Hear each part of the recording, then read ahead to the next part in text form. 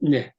예, 며칠 전에 그 초당적인 통일 정책을 모색하는 세미나가 있는데, 예, 그 세미나에서 진보 입장에서 예, 통일 정책을 예, 제시한 전 통일부 장관이 있었는데, 그 진보와 보수에 대해서 구분하는 데 있어서 국가 이익의 중시 여부보다는 국가 이익을 증진하는 방법, 또 국가 이익을 실현하는 방법의 예, 차이로 예, 봐야 된다고 그렇게 주장을 했습니다.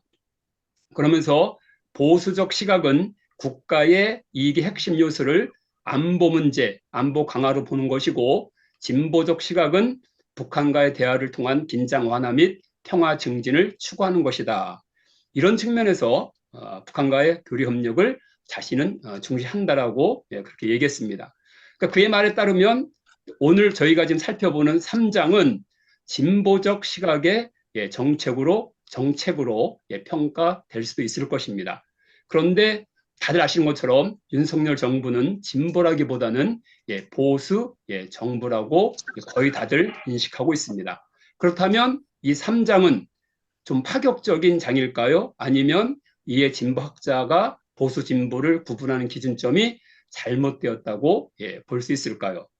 저 개인적 경험을 봐서는 예, 진보학자의 평가 기준과는 예, 맞지 않습니다. 제가 과거에 중국에서 예, 탈북자 사역을 하면서 북한 선교를 했었는데, 이것은 분명 공격적 선교였고 예, 보수적 예, 사역에 가깝습니다. 그런데 제가 대학원에서 북한학을 공부하면서 석사 과정부터 박사 과정까지 내내 남북 교류 협력에 더 관심을 갖고 예, 공부를 했었습니다. 그 이유는 딱 하나였습니다. 남북 교류가 북한 내부의 변화를 가져오는데 더 효율적이다라고 보았기 예, 때문입니다. 그런데 저는 그때나 예, 지금이나 저는 진보라기보다는 예, 보수라고 생각하고, 또 제 주변 사람들, 또 저를 아는 사람들을 예, 절대 저를 진보라고 말하지 않습니다. 예, 보수라고 예, 말합니다. 예, 보수 정부도 얼마든지 예, 북한과의 대화와 교류 협력을 예, 지향하고 있다는 점을 우리는 먼저 인식할 필요가 있습니다. 그래서 이번 정부에서도, 특히 통일부에서도 이런 측면을 예, 보여주고 있는 것 같습니다.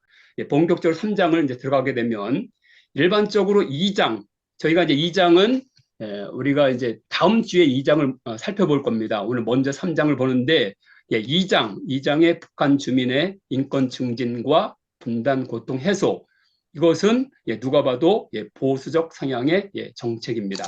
그러면 또 3장은 일방적으로는 개방과 소통을 통한 민족 동질성 회복은 예, 일반적으로 예, 진보적 성향의 정책에 가깝다고 예, 볼 수 있습니다. 이런 측면에서 윤 정부의 대북 정책은 예, 대북 통일 정책은 실용주의 정책이다라고 우리는 예, 평가할 수 있겠습니다. 예, 3장 예, 개방과 예, 소통을 통한 민족 동질성 예, 회복이 되려면 예, 우선 남북 간의 예, 대화가 예, 선행되어야 합니다. 그리고 나서 교류 협력이 진행되고, 또 1차적으로 교류할 분야를 예, 통일부에서는 예, 우선적으로 학문적 교류를 제시하고 있습니다. 우리가 먼저 다시 한번 검토될 부분이, 우리 1장에서 우리가 하긴 했지만 예, 통일부는 북한의 비핵화의 진전에 따라서 단계적으로 지원 및 예, 교류를 한다는 구상과 계획을 갖고 있습니다. 북한의 비핵화 초기 단계 때는 예, 초기 상응 조치로 북한의 민생 개선, 시범 사업으로 보건의료, 식수위생, 산림, 예, 농업이 포함됩니다. 그 다음 단계인 북한의 실질적인 비핵화 단계, 그 상응 조치로 예, 경제 협력을 예, 진행하게 되는데, 예, 남북 공동 경제 발전위원회를 예, 구성한다고 합니다. 그러면서 거기서 예, 발전, 송배전, 인프라 지원 및 항만공항 현대화 프로젝트, 농업기술 지원 프로그램, 병원과 의료 인프라 현대화, 국제투자 및 금융지원 프로그램 등을 예, 이렇게 예, 순차적으로 예, 진행할 예정인 것 같습니다. 근데 이 단계에서는 어떤 것들이 예, 또 어떤 같이 이루어져야 되냐면 예, 미북 관계가 개선이 돼야 된다. 그다음에 평화가 구축돼야 된다. 그다음에 군사적 긴장 완화가 어떤 그런 모멘텀을 예, 가져와야 된다. 근데 여기서 평화 체제 구축은 이 단계 실질적인 비핵화 단계에서 평화 체제 구축이 실현된다는 것은 아니고 논의를 한다는 그 정도입니다. 그래서 저는 이제 여기 대해서 평가를 하게 되면 이 단계에 이르게 되면 한미 군사 훈련 중단도 본격적으로 논의되지 않을까 싶습니다. 그래서 이제 제가 뭐 평가도 하고 또 여기에 대한 또 제가 이제 나름대로 이제 질문을 해보자면 실질적인 비핵화 단계가 지금 통일부에서 정하고 있는 북한의 실질적인 비핵화 단계가 정확하게 북한이 어떤 조치를 취할 때를 실질적인 비핵화 단계로 인정할 것인가? 뭐 혹시 핵 동결 및 뭐 핵무기를 뭐 감축한다 뭐 이런 선을 실질적인 비핵화로 보고 있는지 이 부분은 직접 우리 통일부에서 또 이렇게 정책에 참여하신 우리 토론자 분께서 우리 저기 오경석 박사님께서 말씀해 주시면 좋겠습니다. 그래서 완전한 비핵화 단계는 세 번째 완전한 비핵화 단계는 남북 경제 협력을 이제 본격화가 된다. 완전한 비핵화 단계에서 남북 경제 협력이 본격화된다. 그래서 미국 관계 정상화, 그다음에 평화 체제, 또 군비 통제 본격화. 여기 대해서 나름대로 제가 개인적으로 평가를 한번 내려보면 종전 선언은 완전한 비핵화 전 단계인 실질적 비핵화 단계에서 진행될 공산이 큰데 통일부는 이것을 적시하지 않고 있습니다. 왜 그런지 몰라도 어쨌든 종전 선언에 대해서는 통일백서에서는 나오지 않고 있습니다. 어쨌든 3장은 이처럼 북한의 비핵화 1단계부터 3단계까지 상응 조치가 총 망라되어 있습니다. 제1절 남북교류 협력 추진 기반 정비를 보면 이것은 1단계 준비 차원 같습니다. 정부가 중앙정부로 중심으로 아니고 지자체들과 교류 협력을 통해서 정부 지자체 협치 거버넌스를 이렇게 마련해서 그래서 지자체 남북 교류 협력 정책 협의회를 만든다고 합니다. 그래서 이렇게 진행하고 있는데 그다음에 이제 민간 지자체 교류 협력 사업 지원으로 남북 교류 협력 분야 전문가를 활용한 남북 간 교육 병업 및 인도 지원 관련 컨설팅을 진행하고 있다고 합니다. 그다음에 법제도 개선도 이렇게 마련하고 있는데 남북교류협력법 시행령을 개정하는데 그 개정 내용이 남북 간의 수송 장비 운행 승인의 기준을 대통령에 위임할 것으로 규정하고 있습니다. 제2절을 보게 되면 민족 동질성 회복을 위한 교류협력 추진. 근데 이것은 비핵화 초기 단계 중에서도 북한이 구두상으로 비핵화를 하겠다. 구두 약속만 하더라도 상응 조치로 취할 수 있는 이런 사업들인 것 같습니다. 그래서 우선적으로 문화유산 교류가 있고 그 중에 이제 개성만 할 때 남북 공동 발굴 조사 사업이 있습니다. 이것은 2007년 노무현 정부 때부터 해서 2018년까지 계속해서 추진된 사업이고 잠시 좀 중단되었지만 윤 정부에서는 이 사업을 다시 추진하겠다고 했습니다. 어떻게 보면 뚜렷하게 정책을 계승하는 이런 사업일 것입니다. 두 번째는 이 결의말 큰 사전 남북 공동 편찬 사업이 있는데 이것도 노무현 정부 때부터 시작해서 지금까지 남북한 학자들이 25차례나 만나서 이렇게 회의를 개최했습니다. 근데 이것은 분명한 목적이 남북 간의 언어의 이질성을 극복한다. 그래서 이 장의 주제처럼 민족 동질성을 회복을 하기 위해서 회복 추구를 위해서 이 사업이 진행되는데 나름대로 제가 이 부분에서 평가를 하게 되면 언어 통합하고 문자 통합이 그렇게 이게 쉬울까? 그래서 과연 이것이 이게 정말 제대로 이 사업이 진행될 것인가? 이 부분에 대해서 조금 우려스러운 부분도 있습니다. 예, 두 번째가 이제 종교 및 학술 문화 예술 교류인데 여기에 대해서는 예, 원론적인 얘기만 이렇게 하고 있더라고요. 예, 구체적인 내용을 예, 제시하지 않았습니다. 그러니까 제가 볼 때는 1단계 교류 중에서 가장 적극적이고 왕성한 분야가 이 종교 교류 분야일 텐데 예, 통일백서에서는 너무 간단하게 예, 서술한 측면이 있었습니다. 어떻게 나오냐면 종교 분야에서는 한국 종교인 평화회의, 개신교, 천주교, 불교 등 우리 종교단체 및 종단들이 조선 종교인 협의회 등 북한의 종교단체들과 서신교환 등의 대화 노력을 이어갔으나 북한의 호응은 없었다. 통일백서에 종교 관련 부분에서 이렇게만 기술을 하고 있습니다. 그러면서 정부가 1단계 조치로 남북 교류를 승인하게 되면 좀 전에 말씀드린 것처럼 가장 우선적으로 지금까지도 그 전에도 그랬던 것처럼 가장 많이 참여하는 분야가 종교 분야일 텐데 통일백서를 준비하면서 종교 관련 책임자나 실무자들과의 충분한 미팅이 없었던 것 같습니다. 뭐 물론 이제 통일백서에서는 통일부 장관이 이렇게 지도자들을 만났다고 하는데 그것은 뭐 지도자들과 만나 뭐 미팅 이것보다는 이건 인사 정도고 그 아래 실무자들 간에 아주 어떤 거로 좀 깊이 있는 어떤 그 서로 간의 어떤 그런 것들을 논의가 좀 했어야 되는데 그런 부분이 좀 약했던 것 같습니다. 종교 분야도 그렇지만 그 다음에 학술 문화 예술 분야는 더 제대로 준비가 안 된 것 같습니다. 너무 짧게 그냥 학술 문화 예술 분야에서도 북한 측과 접촉을 시도하였으나 실질적인 교류가 재개되지 못하였다. 물론 북한하고 접촉이 못하게 되면 다른 사업 같은 경우는 앞으로 이제 북한과의 어떤 그 사업이 전개가 될 때 우리가 미리 준비해두자 이런 차원에서 남한에서의 어떤 그런 남북학자들이나 관련자들이나 해서 그렇게 철저히 준비되는 부분이 있는데 어쨌든 이 분야에 대해서는 이 부분이 좀 약한 측면이 있습니다. 3절을 보게 되면 남북 그린 대탕들을 통한 기후환경 공동체 구축라고 되어 있습니다.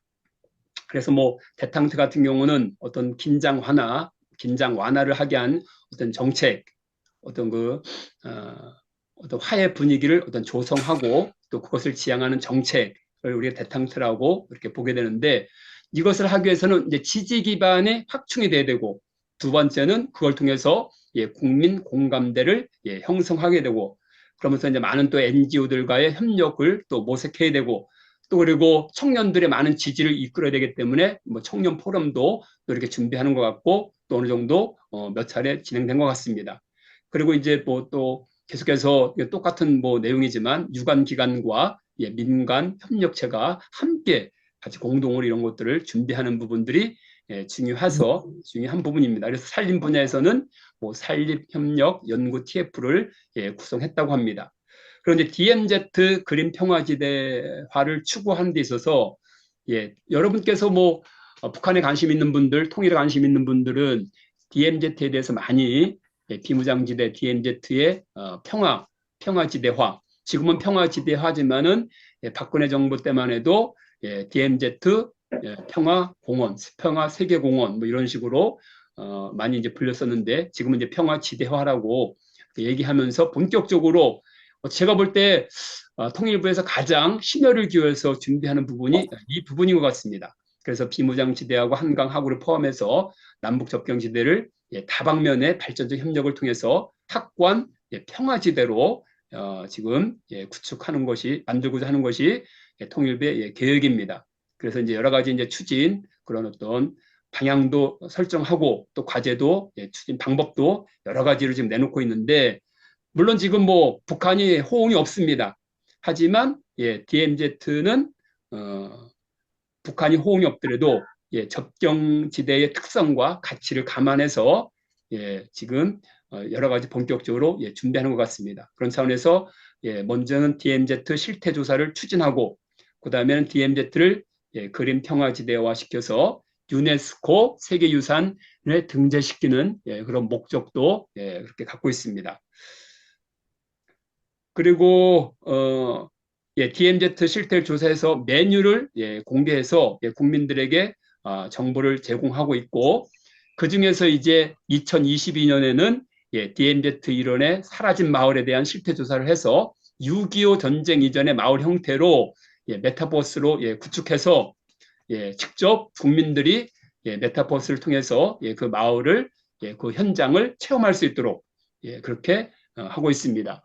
제가 여기 저기 그 인터넷 주소 하나 올린 거 있죠? 그거가 어떤 거냐면 잠깐 제가 한번 보여드리겠습니다. 지금 통일부에서 가장 지금 아주 자랑스럽게 내놓고 있는 부분이 이 부분인데,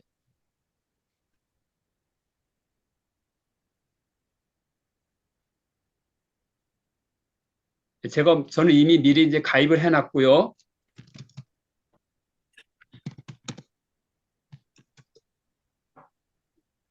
여러분들 이 사이트에 들어가셔서 하게 되면 이 사람 얼굴 보이나요? 저 에스겔 그래서 보이나요? 아바타? 예, 잘 보입니다. 예. 그러면 이제 제가 이렇게 아이고 차 때문에 이게 차가 왜 차 때문에 안 움직이네.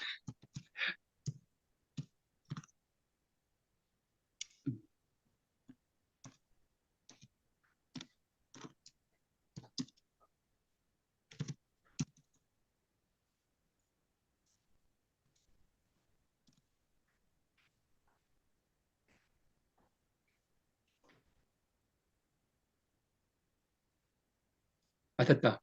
여기 이제 보시면 이제 이게 예,